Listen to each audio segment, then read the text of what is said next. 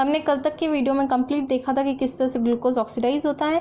अभी हमें आज देखना है कि अभी मैंने फर्स्ट लेक्चर में ही बताया था कि क्यों एटीपी एडीपी में होता है, आज हमें वही देखना है। एटीपी की क्या होता है, एडेनोसाइन ट्राइफॉस्फेट, मतलब उसमें 3 फॉस्फेट होंगे और एडेनोसाइन डाइफॉस्फेट में 2 तरह के फॉस्फेट होते हैं। ये हम कब लेते हैं एटीपी, जब हमारी एनर्जी कम्प्लीटली फुल होती है। पर जब हम वर्क कंप्लीट कर लेते हैं, पूरा वर्क हो जाता है हमारा, तो हमारे अंदर से जो एनर्जी वो रिलीज़ होती है और जो एटीपी है वो एडीपी में कन्वर्ट हो जाता है।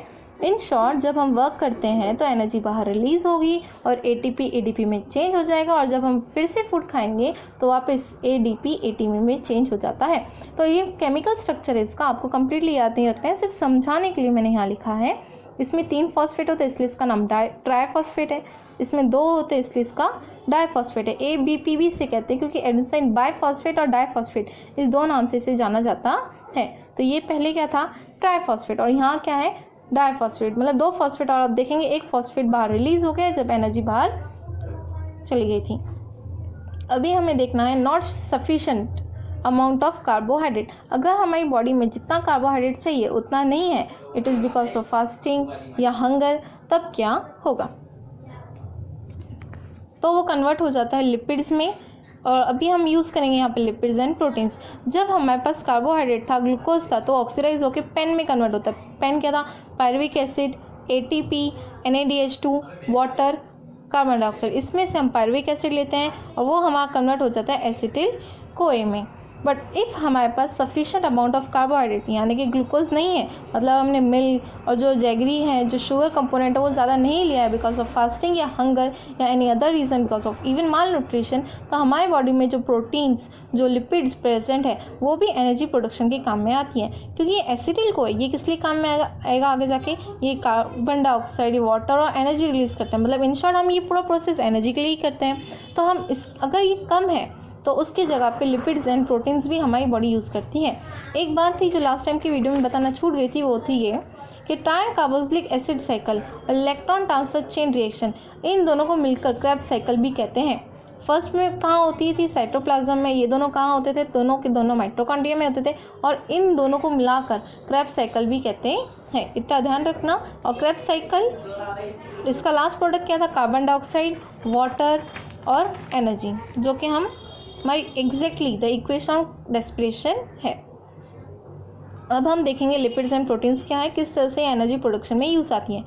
जो लिपिड्स हैं वो कन्वर्ट होते हैं फैटी एसिड्स में, और जो प्रोटीन्स हैं वो कन्वर्ट होते हैं अमीनो एसिड्स में। इसको अच्छे से याद कर लीजिए। LF lipids convert to fatty acids, PA proteins convert to amino acids. और ये दोनों जो फैटी एसिड है, अमीनो एसिड है, फिर वो जाके क्या बनाते हैं, एसिटिल कोए। और यही हमारे लिए बहुत ज़्यादा इंपॉर्टेंट था। देखिए अभी लास्ट में एक बार आप अच्छे से ध्यान दीजिए, जो ग्लाइकोलिसिस था उसमें जो पायरुविक एसिड तैयार हुआ वो हमारा एसिटिल कोए में चेंज हुआ।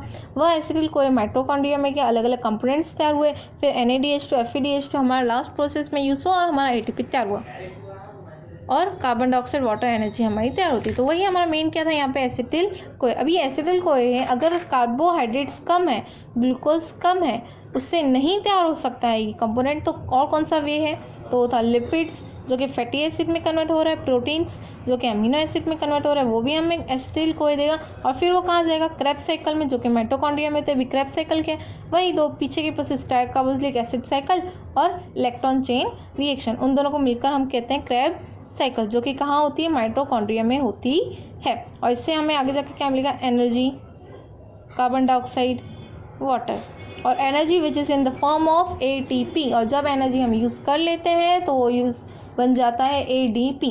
अभी हमें आगे इसका एक ओवरव्यू चार्ट फॉर्म देखना है, जो कि हमें इस पूरे कंसेप्ट को समझने में और याद रखने में और ज़्यादा आसानी देगा। यहाँ पे ध्यान दीजिए, ये कार्बोहाइड्रेट था, लास्ट इसमें हमने देखा किस में चेंज होता है, ग्लाइकोलिसिस प्रोसेस, उसका फर्स्ट स्टेप था। अभी पायरुविक एसिड, एसिटिल कोए, Krebs cycle, carbon dioxide, water, energy. Listen carefully. Carbohydrates मतलब ग्लूकोज, ग्लाइकोलिसिस प्रोसेस में ग्लूकोज का ऑक्सीडाइज होता है, तैयार होता है पेन। पायरुविक एसिड वो हमने लिखा है क्योंकि वही इंपॉर्टेंट था सबसे ज़्यादा। उसके बाद ये था ATP, NADH2, वाटर और कार्बन डाइऑक्साइड। पायरुविक एसिड हमने लिया, ग्लाइकोलिसिस प्रोसेस साइटोप्लाज्म में हुई थी, वो आपको लिखना नहीं है बट मैंने आपको बस याद रखने के लिए बता दिया है। पायरुविक एसिड वो किस में कन्वर्ट हुआ, एसिटिल कोए में। फिर मैंने अभी वो इतना पूरा प्रोसेस जो माइटोकॉन्ड्रिया में हुआ, जो 2 स्टेप हुए उनका नाम ना लिख के सिर्फ क्या लिख लिया यहाँ पे, क्रेब्स साइकिल, जो हमें लास्ट प्रोडक्ट क्या देता है, carbon dioxide, water and energy. अभी हमने देखा लिपिड जो है फैटी एसिड में चेंज होकर भी एसिटिल को ही देता है, फिर यही प्रोसेस होगा क्रेब्स साइकिल में जाएगा, कार्बन डाइऑक्साइड, वाटर और एनर्जी। लाइकवाइज सेम प्रोटीन्स, वो भी अमीनो एसिड में कन्वर्ट होता है, वो भी एसिटिल को ये देगा, फिर क्रेब्स साइकिल में जाएगा और ये कार्बन डाइऑक्साइड, वाटर और एनर्जी देता है। तो अभी तक हमने क्या बात किया यहाँ पे कि ग्लाइकोलिसिस साइटोप्लाज्म में, क्रेब्स साइकिल माइटोकॉन्ड्रिया में, और ये प्रोसेस कब थी, कार्बोहाइड्रेट्स के प्रेजेंट में। अगर कार्बोहाइड्रेट्स कम हो जाए तो लिपिड्स और प्रोटीन्स का यूज़ होता है, बट इफ़ कार्बोहाइड्रेट एक्सेस हो जाए तो क्या, तो अभी हमें वही देखना है, अगर कार्बोहाइड्रेट्स एक्सेस हो जाए तो क्या होता है। कार्बोहाइड्रेट मतलब ग्लूकोज, अगर हमने ज़्यादा ग्लूकोज, ज़्यादा शुगर या ज़्यादा, वैसे तो खाना नहीं चाहिए ज़्यादा, फिर उससे डायबिटीज़ जैसी प्रॉब्लम्स आगे जाके हो सकती है, पर इफ़ एक्सेस ऑफ कार्बोहाइड्रेट्स और ग्लूकोज हमारे अंदर आ जाए, बॉडी में आ जाए, तो उससे क्या होगा, तो वो हमारे बॉडी में लिवर में जाके स्टोर रहता है और वो कन्वर्ट हो जाता है ग्लाइकोजन में, मतलब glucose convert into glycogen in the liver. अब ये एग्जैक्टली प्रोसेस क्या है, ये ऊपर समझाया गया है, ध्यान से सुनिए। जो ग्लूकोज है किस में कन्वर्ट होता है, ग्लाइकोजन में। कहाँ, लिवर में। तो लिवर जो है is the storage of glycogen, मतलब सपोज अभी हम खाना खा रहे हैं तो जो ग्लूकोज है हम ज़्यादा खा लिया तो किस में कन्वर्ट हो जाएगा, ग्लाइकोजन में, और वो कहाँ स्टोर रहेगा, लीवर में। मतलब एक्सेस ऑफ एनर्जी जो है ग्लूकोज की वो जाके कन्वर्ट हो गई ग्लाइकोजन में, लीवर में स्टोर हो गई। अभी मैं कंसीडर करती हूँ मेरा फास्ट है या मैं ग्लूकोज नहीं खा सकती, तो वो जो ग्लाइकोजन है जो लीवर में प्रेजेंट था वो वापस किस में कन्वर्ट हो जाएगा, वो कन्वर्ट हो जाता है ग्लूकोज में, और उससे हमें एनर्जी मिलती है और सेम प्रोसेस अक्कर होता है। मतलब ये समझना बहुत सिंपल है कि ग्लूकोज जो है एक्सेस खाने से ग्लाइकोजन में कन्वर्ट हो जाएगा, लीवर में स्टोर्ड रहेगा, और जब फास्ट वगैरह रहता है, जब हम ग्लूकोज नहीं खा सकते या बहुत ज़्यादा काम करते हैं उस वक्त खाना नहीं खाते हैं, तो ग्लाइकोजन वापस ग्लूकोज में चेंज हो जाता है जो कि लीवर में प्रेजेंट था। अभी हमें यहाँ पे लास्ट इसमें हमने ये भी देखा था 1 gram of glucose gives 4 kilo calorie energy. Same proteins, आज हम सिर्फ प्रोटीन्स के बारे में, यहाँ पे ये तो पूरा हम समझ ही चुके हैं, सिर्फ प्रोटीन्स के बारे में हम अच्छे से एक्सप्लेन करने वाले हैं, और लास्ट या कमिंग लेक्चर में हम लिपिड्स के बारे में भी देखेंगे। आज केवल प्रोटीन्स और नेक्स्ट लेक्चर में हम लिपिड्स और अपकमिंग सेल डिवीजन वगैरह भी देखने वाले हैं, जो कि बहुत लॉन्ग प्रोसेस है और उसे समझने के लिए काफ़ी टाइम भी लगेगा, काफ़ी लेक्चर्स देने पड़ेंगे। अभी इस पे ध्यान दीजिए, प्रोटीन्स। ये आज का लेक्चर बहुत सिंपल है। 1 ग्राम ऑफ प्रोटीन्स भी 4 किलो कैलोरी एनर्जी देता है। किलो मतलब 1000।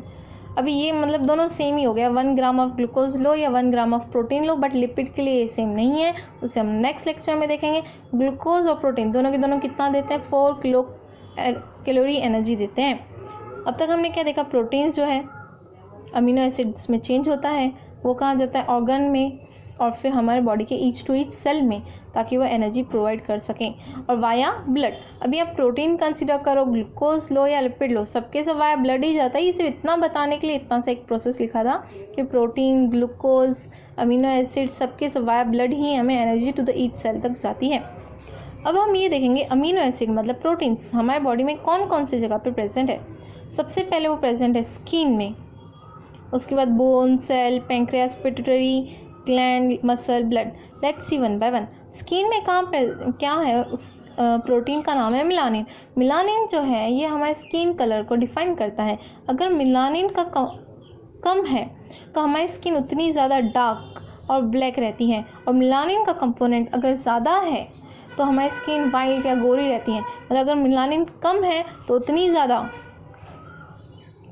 उतना ही ज़्यादा वाइटनेस रहता है, और अगर मिलानिन ज़्यादा है तो डार्क या ब्लैक कलर रहता है।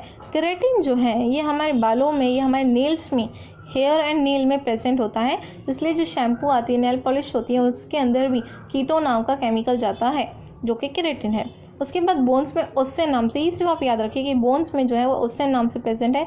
सेल्स में सेल मेम्ब्रेन। अभी मेम्ब्रेन क्यों लिखा था, हम ह्यूमन बींग्स और एनिमल्स की बात कर रहे हैं, तो उसमें तो सेल वॉल होता ही नहीं है, मेम्ब्रेन ही होता है। और एंजाइम, इसको तो हमने क्लासेस में डीप किया था। एंजाइम विच स्पीड अप और स्पीड डाउन, मतलब वो फास्ट भी कर सकता है, वो स्लो भी कर सकता है रिएक्शन को, and they are very much necessary for the body.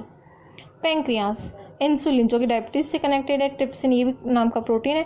Pituitary gland को हम मास्टर ग्लैंड भी बोलते हैं क्योंकि वो बहुत ज़्यादा हार्मोन्स प्रोड्यूस करता है। हार्मोन्स के ऊपर बेहतरीन लेक्चर हमने लास्ट ईयर लिया था, इस साल भी हम लेने वाले हैं। उसके बाद मसल्स में एक्टिन मायोसिन नाम की प्रोटीन्स प्रेजेंट है जो कि आप अमीनो एसिड कह सकते हो।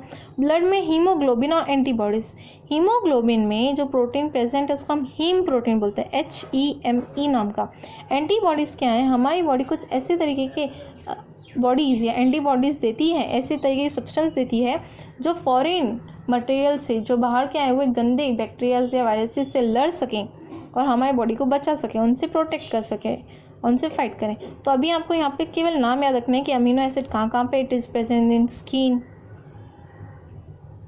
It is present in bone, cell, pancreas, pituitary gland also called as master gland, muscles में, ब्लड में। Thank you.